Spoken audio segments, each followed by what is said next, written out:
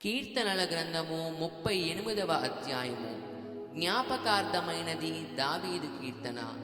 యెహోవా, కోపోద్రేకము చేత నన్ను గద్దింపకుము, నీ ఉగ్రత చేత నన్ను శిక్షింపకుము.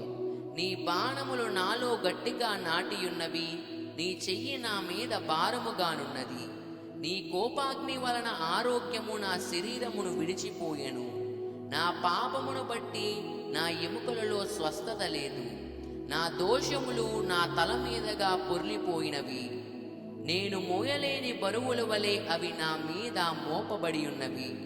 నా మూర్ఖత వలన కలిగిన నా గాయములు దుర్వాసన గలవై స్రవించుచున్నవి.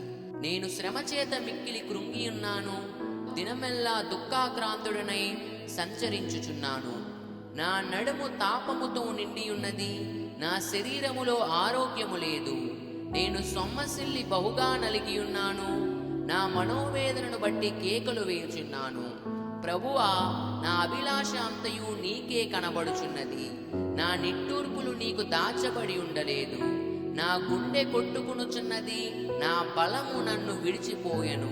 నా కన్ను దృష్టియు తప్పిపోయెను. నా స్నేహితులను నా చలికాండ్రును నా తెగులు చూచి ఎడుముగా నిలుచుచున్నారు. నా బంధువులు దూరముగా నిలుచుచున్నారు. నా ప్రాణము తీయజూచువారు ఉరులు ఒడ్డుచున్నారు. నాకు కీడు చేయజూచువారు హానికరమైన మాటలు పలుకుచు దినమెల్లా కపటోపాయములు పన్నుచున్నారు. చెవిటివాడనైనట్టు నేను వినకయున్నాను, మూగవాడనైనట్టు నోరు తెరుచుట మానితిని.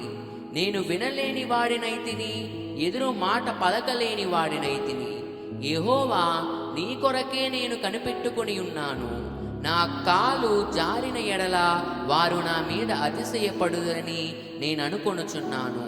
ప్రభువా, నా దేవా, నీవే ఉత్తరమిచ్చెదవు.